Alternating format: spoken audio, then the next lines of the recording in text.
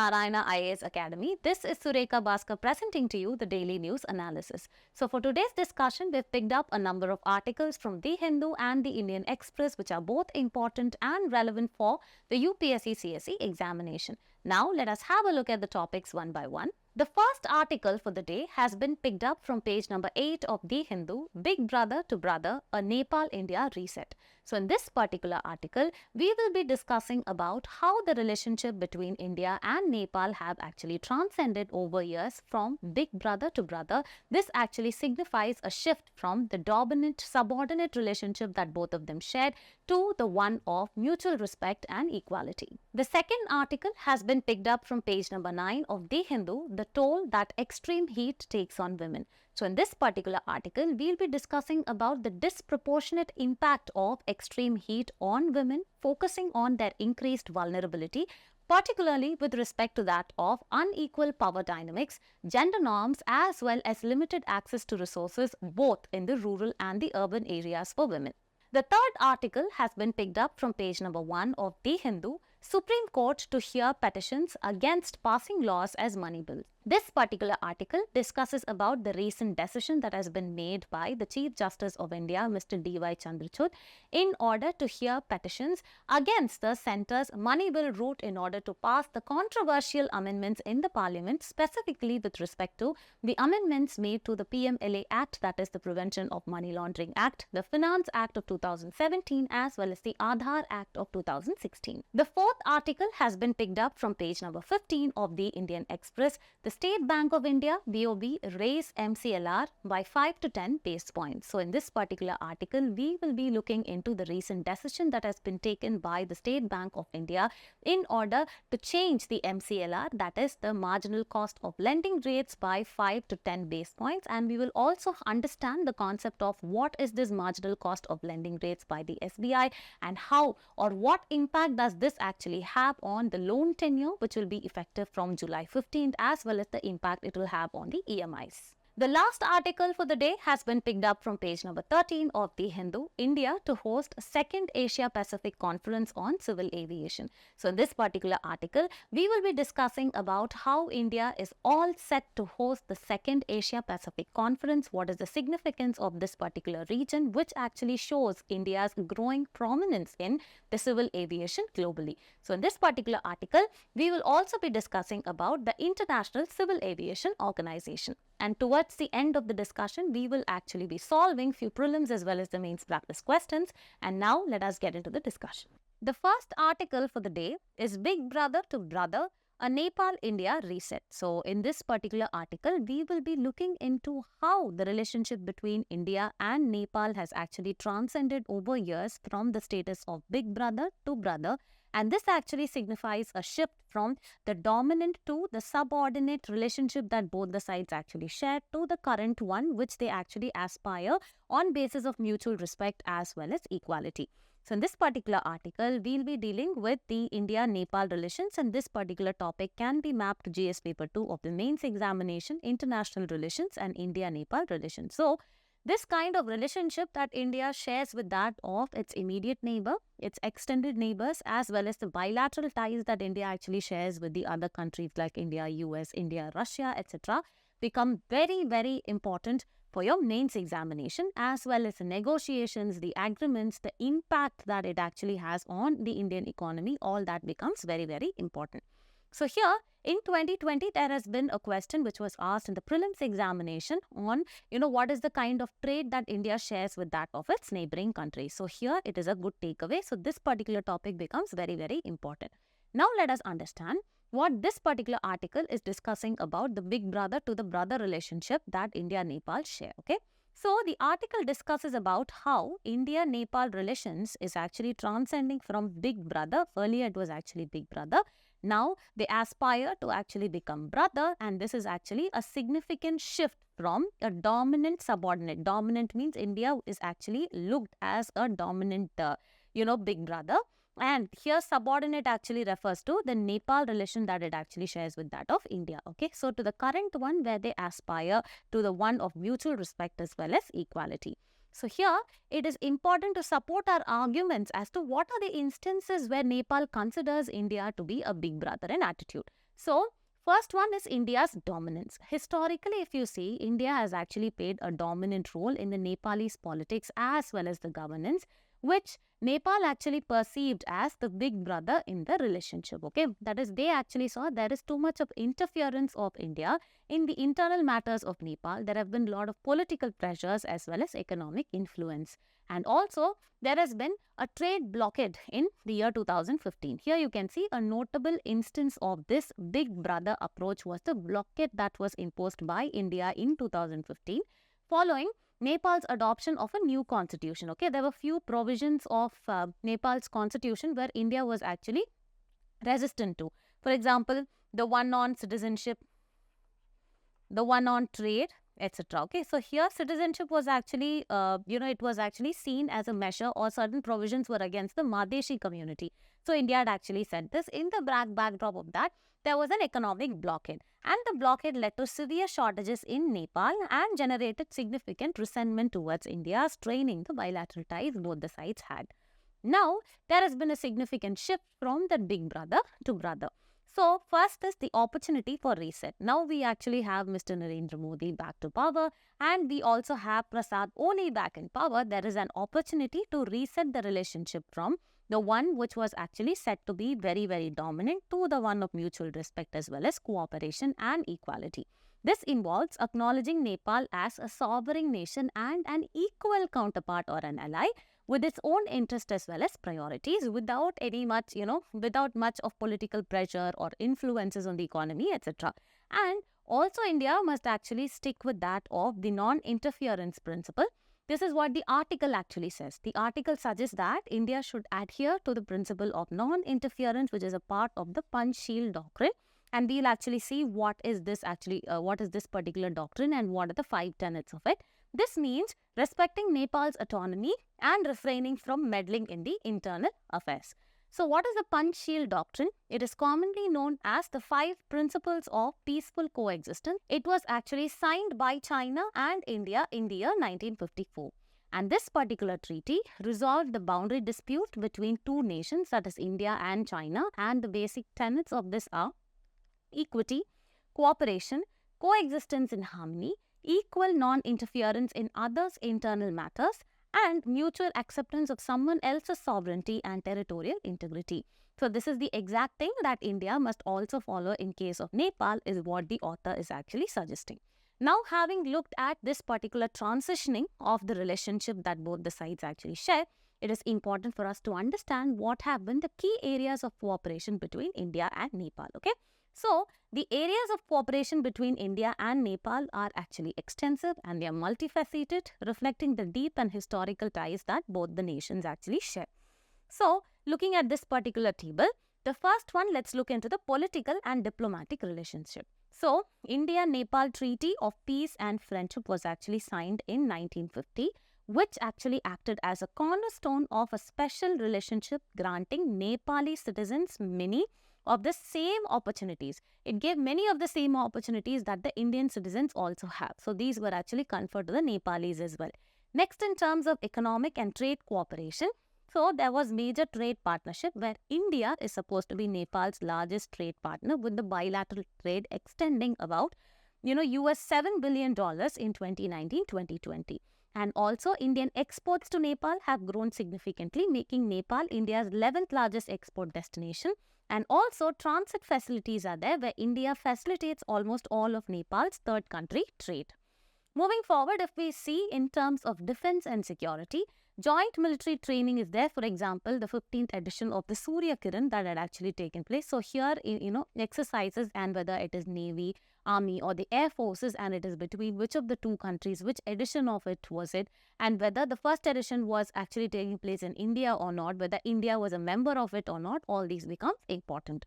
Next, disaster relief and humanitarian assistance. If you see, there has been response by India, that is, India provided sufficient aid in the backdrop of the 2015 earthquake that actually hit Nepal. So, India's swift response to 2015 earthquake in Nepal, including Operation Maitri, again important, and US $1 billion in long-term assistance. And also in time of COVID-19, India actually provided over 23 tons of medical supplies and more than 9.5 million doses of COVID-19 vaccines to Nepal.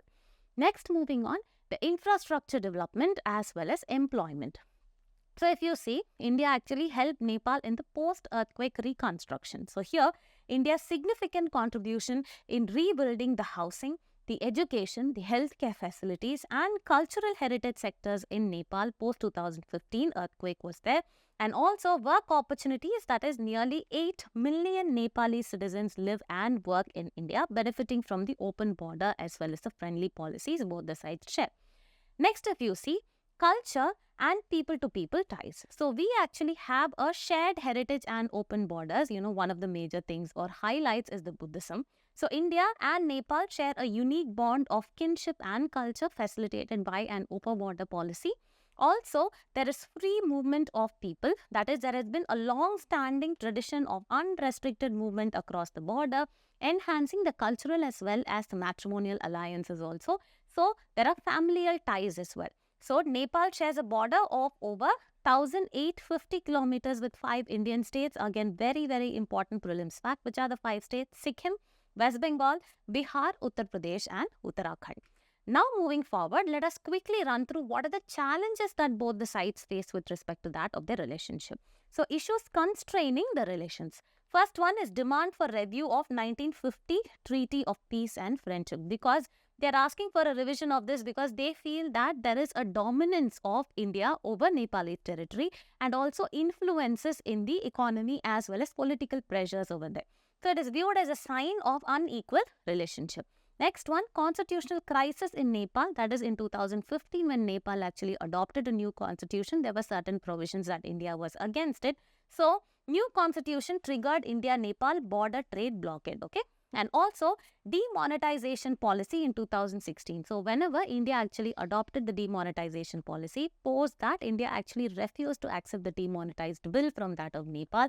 So that was also a concern. Now role of SAR. This is South Asian Association for Regional Cooperation, where both India and Nepal are a part. But Nepal actually sees that India has shifted its policy towards the BIMSTEC and other regional organizations or cooperations like the BBIN as well as the Act-based policy. And also Nepal's call for the revival of SAARC as well as the mistrust over BIMSTEC military exercise. Now the next one is Nepal's diplomatic ties with China. Because of the divergent views that India and Nepal actually had, here what happened eventually and gradually, Nepal is actually seen shifting towards the Chinese, policies and pressure. So there has been, it has been intensified after the 2015 trade blockade. That is a relationship between China as well as Nepal. And Nepal had actually also joined the BRI initiative, that is the Belt and Road Initiative of China. Next, there has been border dispute between India as well as Nepal. That is territorial dispute over Lipu Lake. Here it is also Kala Pani, etc. So this is also very important. And also Nepal's new map included territories within India as well. The last one, that is complicated geopolitics. Here, Nepal's challenge in balancing relation between China and India has been very, very challenging, and India's response to US grant assistance, and there are also other geopolitical complexities. Now, what is the way forward? First one, there has to be so much of policy corrections that this particular author is actually stating, okay? So, the article recommends that India should correct its policy towards Nepal, moving away from coercion and economic stifling. This includes addressing pending bilateral issues. The next one, there has to be equal partnership between both the sides, thereby implementing the India-Nepal Eminent Persons Group report to ensure a transparent and balanced relationship. Next one, cultural and people-to-people ties must be taken care of. Diplomatic engagement in the territorial disputes must be there. That is, there has to be sensitivity where discussions, and there has to be, you need to avoid the nationalistic rhetoric in order to resolve the territorial disputes, etc. Where India actually has done well, in solving the territorial disputes with respect to that of Bangladesh. On the same model, India should also handle with that of Nepal, is what this article is saying. Then moving forward, strengthening the economic ties, where develop agreements that build the trust, recognize the role of hydropower in managing India's peak energy, Next, focus on renewable energy cooperation also, followed by investment and economic cooperation, where you need to pay more attention to the bilateral investment promotion and protection agreement. Very, very important to encourage India investment in Nepal. The next one is the geopolitical strategy. That is, you need to balance the relations with that of the global powers rather than inclining directly towards China or India inclining too much towards the US. So here, navigate the complex geopolitics between China, India and the US, seeking beneficial partnership without compromising the sovereignty of any of these stakeholders. And finally, India has to follow the non-alignment as well as strategic autonomy according to that 5 tenets of Panchsheel. Here you need to maintain a stance of non-alignment, especially if you see the global issues like the Israel-Palestine conflict or the Russia-Ukraine conflict, in order to uphold each other's national interest. The next article that we'll be discussing about is the toll that heat takes on women. So in this particular article, we will be discussing about what are the disproportionate impact that the heat waves or the heat extremities actually have on women.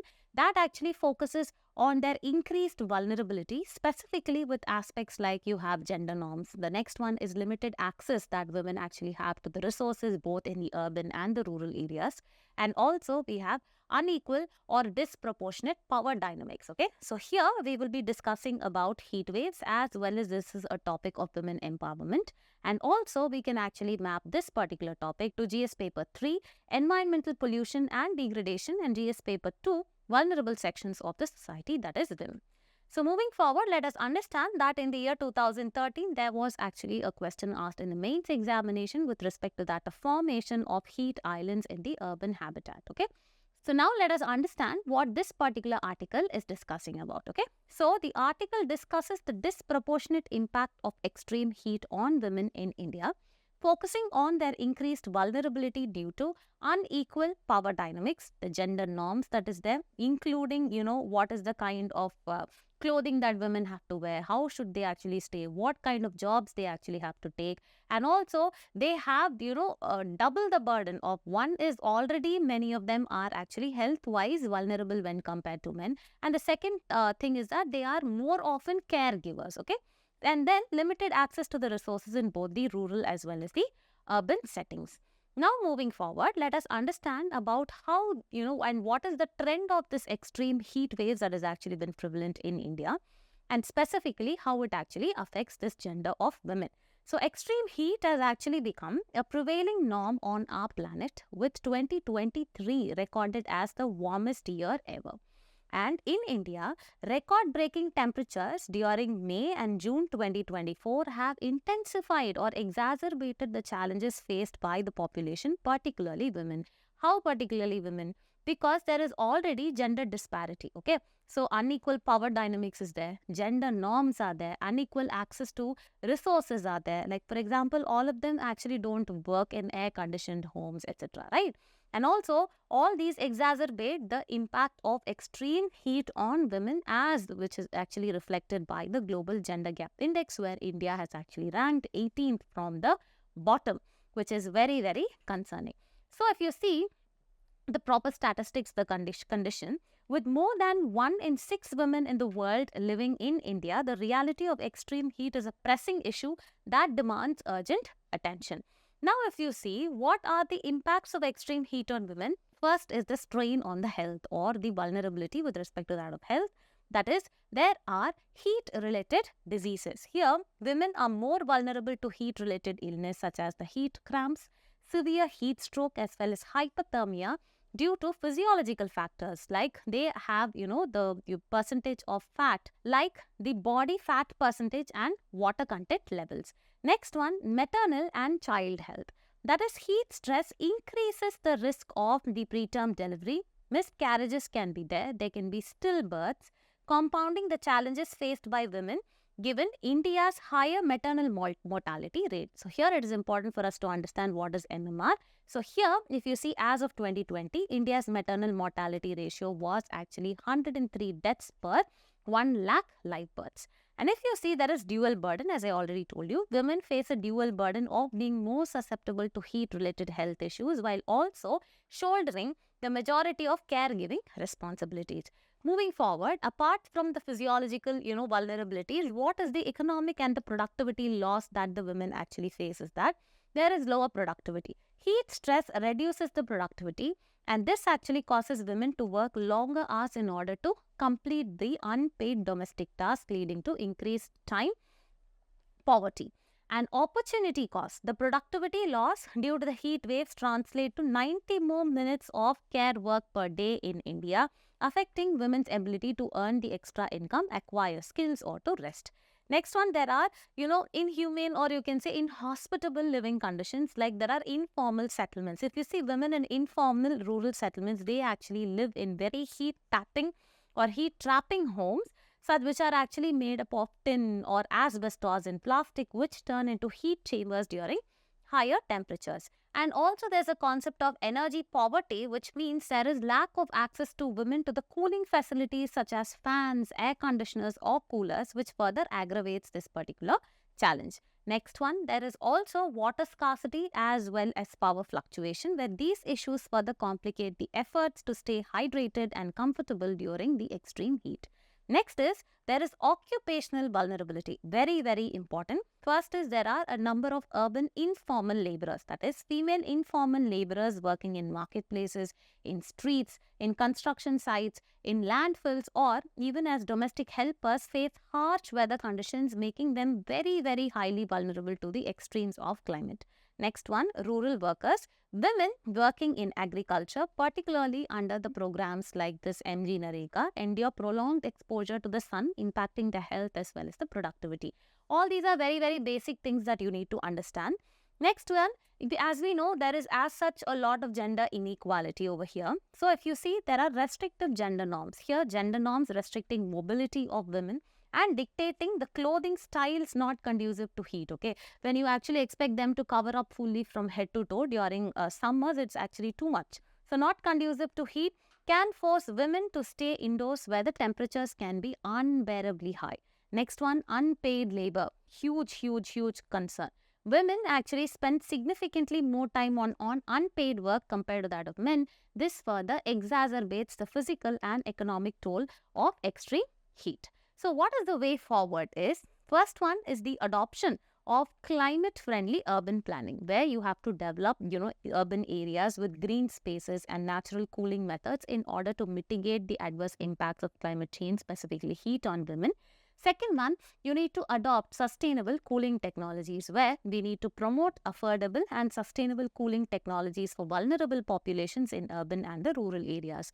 Next, there has to be fair division of care work. The responsibility lies equally on the shoulders of both men and women. So, implement policies for a fair distribution of unpaid care between men as well as women. Next is, you need to give them empowerment and of course education, because of which they will be aware of their own rights as well as their social responsibilities. So, you need to empower women through education and skill development to adapt to the climate challenges. And finally, policy and legislation. You need to formulate substantial and, good legislation and enforce policies addressing the impact of extreme heat on women, considering their needs as well as the vulnerabilities. So, to conclude this particular topic in a neutral tone, what we'll do, as India actually grapples with soaring temperatures, strengthening the resilience of women to heat strain is imperative, so that we safeguard their health, their productivity, as well as overall well-being. And the social power gradient that influences women's capacity to face the climate crisis must also be addressed. Very, very important. Social power gradient is what we spoke about, the gender norms, and then the unequal power dynamics and the limited access to the resources that they have in order to ensure a fair and inclusive response to the growing threat of extreme heat. The next article that we'll be discussing about is Supreme Court to hear petitions against passing laws as money bill. So in this particular article, we'll be discussing about the recent decision of the Chief Justice of India, Mr. D.Y. Chandrachud, having decided to hear the petitions against the centre's money bill route in order to pass the controversial amendments in the parliament. Okay, so here what is actually important for us is to understand what is this concept of money bill, what is the constitutional provision revolving the same, what does it actually deal with, who has the power to pass it, whether it is the Lok Sabha or the Rajya Sabha, whether presidential assent is required or not. All these are important. And what are the implications of passage of such bills, okay? And what are the implications it actually has overall in the Indian society is what is actually important. So in this particular article, we'll be discussing about what is money bill, as it's a part of Article 110 of the Constitution, and this particular topic can be mapped to GS paper 2 under the mains examination, separation of powers between various organs, and also dispute resolution mechanism or redressal mechanism and institutions. And also, if you actually see, there has been a question which was asked in the prelims examination in 2008 with respect to that of the money bill, and which of the following statements are correct. It actually talks about the passage as well as the provisions of this particular money bill or the components or constituents. Now let us understand what this particular article is discussing about. So recently, the Chief Justice of India had agreed to schedule hearings for the petitions contesting the centre's use of the money bill route in order to pass controversial amendments in the parliament. So this is nothing but these days the central government is actually observed to pass a lot of amendments and legislations in the name of money bill. So that is why there have been a lot of petitions which have actually been against the centre. So the Supreme Court has actually decided to hear that, okay? Now moving forward, let us understand what is a money bill. So a money bill, as defined under Article 110 of the Indian Constitution, is a type of the legislative bill that deals exclusively with financial matters. So what are the financial matters? One is taxation, that is with respect to any kind of imposition, the abolition, the alteration or the regulation of any tax. Second one is the borrowing of the government, where the regulation of government borrowing and guarantees are actually there. The next one, the consolidated fund. Here, the custody, the appropriation and the management of the consolidated fund and the contingency fund of India, these components are also included. Next one, the expenditure. This is nothing but the declaration and the regulation of the expenditure charged on the consolidated fund is included here. And finally, the receipts and the audits, where there is management of government receipts and the audits of the government accounts. Now moving forward, let us understand what is the procedure that is actually deployed in the passage of money bill in the parliament. So introduction. So a money bill can only be introduced in the Lok Sabha. Very, very important. That is the lower house of the parliament on the recommendation of the president. And if you see the certification, that is the speaker of the Lok Sabha certifies that the bill is a money bill before it is introduced. Next one, the approval of the Lok Sabha is required. The bill must be passed by a simple majority. Again, important whether it's a simple majority or a special majority. And looking at the review of the Rajya Sabha that it can give, that is after being passed by the Lok Sabha, the money bill is sent to the Rajya Sabha, which is the upper house of the parliament, which can recommend changes, but it cannot amend the money bill or it cannot reject the bill. Okay, so amending and rejecting, both the powers are not with the Rajya Sabha. And also, the presidential assent is required. In what case? Once the money bill is passed by the Lok Sabha and any kind of recommendations from the Rajya Sabha are considered, then finally it is sent to the president for assent, and the president cannot withhold the assent on a money bill. Now moving forward, what are the contentious amendments, the controversial amendments that the centre has actually done in the parliament include? First one is the amendments made to the PMLA, that is Prevention of Money Laundering Act. Next one, certain provisions of the Finance Act of 2017 and certain provisions of 2016 Aadhaar Act, that is Aadhaar Targeted Delivery of Financial and Other Subsidies, Benefits and Services Act 2016. Now moving forward, what are the implications of challenged amendments passed as money bill? So what are the petitions actually targeting? What are they stating? First one, there will be erosion of legislative scrutiny in case all these important controversial amendments are passed as money bills. What happens? There will be erosion of legislative scrutiny, where there is a reduction in the role of Rajya Sabha in reviewing and also debating the crucial legislation, undermining the legislative process. As well, next one is executive outreach. Categorizing amendments as money bills allows the executive to bypass all the checks and balances, okay, increasing the potential of misuse of the legislative authority. Next one, judicial scrutiny. The Supreme Court's role. Here, the judiciary may need to intervene and also has to interpret what constitutes a money bill, because overuse or misuse can lead to judicial scrutiny and potential conflicts between the legislature as well as the judiciary. Next one, public trust. The perceived misuse of the money bill route can erode the public trust in the legislative process, which is a basic tenet of the parliamentary democracy and the integrity of the parliamentary democracy. Moving forward, precedent setting. The precedent of using the money bill route for non-financial matters. This is actually a very bad precedent. It can set a dangerous trend encouraging the future governments in order to bypass the parliamentary procedures and the norms. The next article that we'll be discussing about is SBI BOB raises MCLR by 5 to 10 base points. Okay. So here it is important for us to understand what is the meaning of MCLR, that is the marginal cost of lending rate, how it is actually fixed, and what are the implications of this on the loans as well as the EMIs. Okay. So here let us actually understand this particular topic actually belongs to Indian economy, issues related to planning as well as mobilization of resources, and this is under mains GS paper 3. Now moving forward, there has been a previous year question asked in the year 2016 on what is the purpose of this MCLR announced by the RBI. Okay, so here it is important to understand such economic concepts and banking concepts and how does it actually impact the Indian economy is very, very important. Now moving forward, let us understand what this particular topic is talking about. So the State Bank of India as well as the Bank of Baroda have increased their marginal cost of funds based lending rates, that is the MCLR, and other lenders are likely to follow, increasing the borrower's equated monthly installments, that is the EMI. Okay.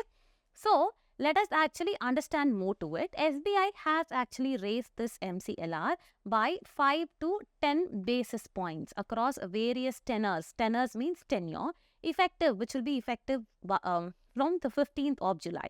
And Bank of Baroda had also increased it by 5 basis points on selected tenures, effective from the 12th of July. Okay. So now let us understand what is this marginal cost of funds based lending rate. So this is nothing but it is a method used by the banks in order to determine the minimum interest at which the banks can lend. For example, if I am taking loan from the bank, there is a minimum rate at which, interest rate at which they can actually lend it to me. That is actually called as this MCLR.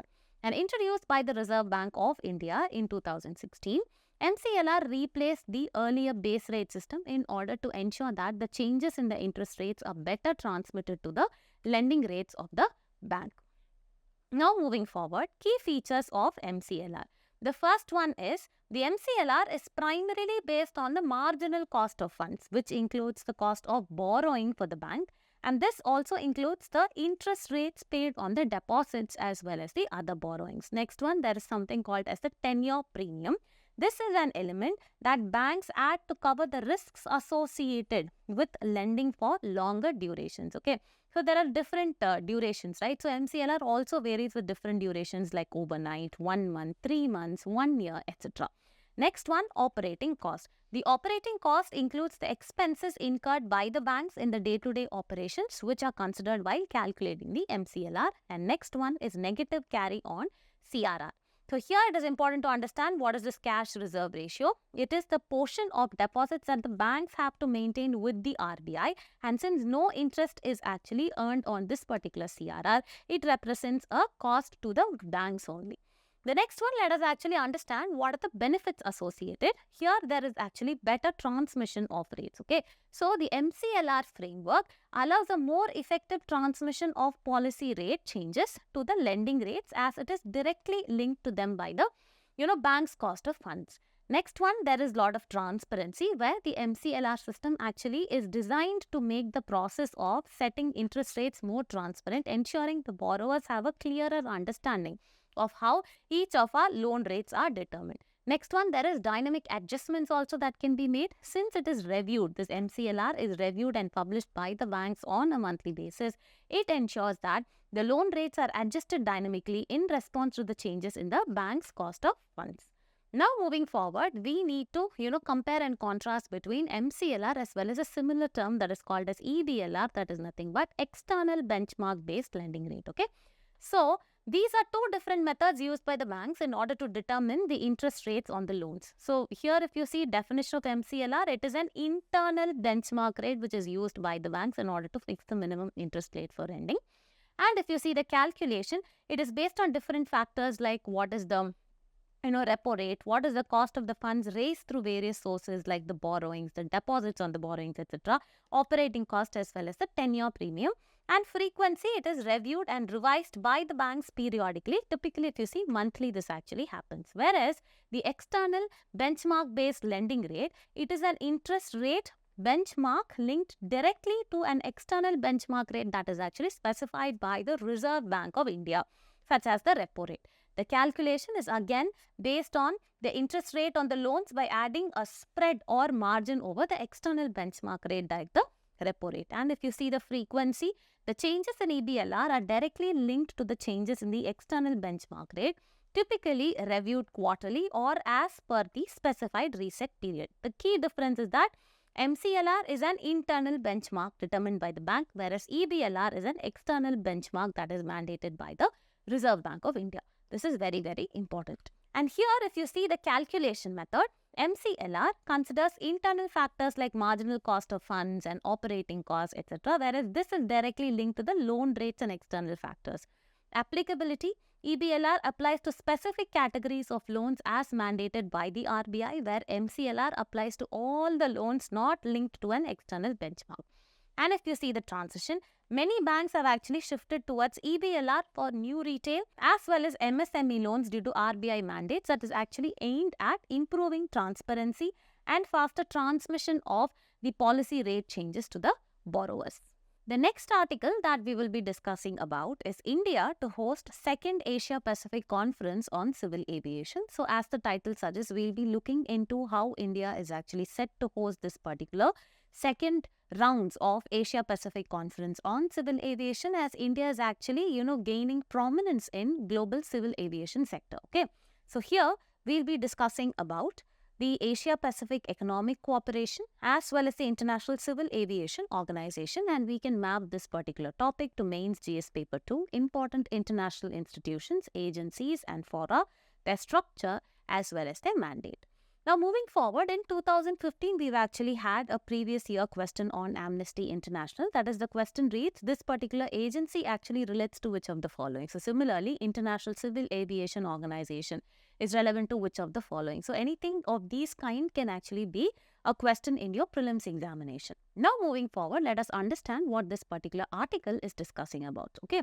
So, India is set to host the second Asia Pacific Ministerial Conference on Civil Aviation on September 11 and 12. Our takeaway from this particular sentence is to know what are this Asia Pacific regions, which are the countries, how much of GDP it entails, what is the population, trade, etc. And also, this event is significant as it underscores India's growing prominence in the global aviation sector.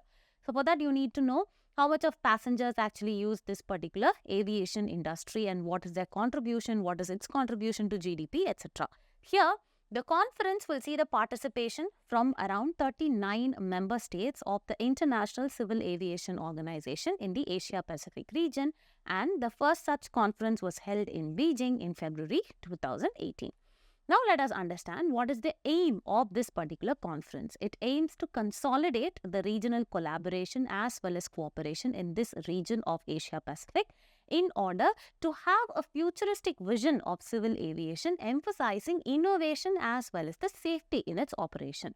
Also, if you see, the Asia Pacific region actually accounts for over 33.4, that is close to 34% of the global departures, the highest among all the regions. Okay. And also, this particular conference is very, very timely in order to harness and build upon the growth, ensuring the sustainable as well as a resilient aviation travel. That is basically focusing on the aviation travel and what is its contribution, what is the status, etc. And the president of the ICAO Council highlighted the rapid growth of the Indian aviation market. That is, he mentioned that while 4.5 billion passengers are expected globally this year, this number is projected to grow to around 11.5 billion by 2050, which is actually huge, with the Asia Pacific region, particularly India, playing a pivotal role in this particular expansion. Also, now moving on to understand about this particular Asia Pacific region. It is a region which is a significant part of the global economy as well as the aviation sector. It includes diverse economy and it is home to some of the world's fastest growing markets. Very, very important. And the region's economic forum, the APEC, that is the Asia Pacific Economic Cooperation, was established in 1989 in order to promote a balanced, inclusive, sustainable, innovative as well as secure growth.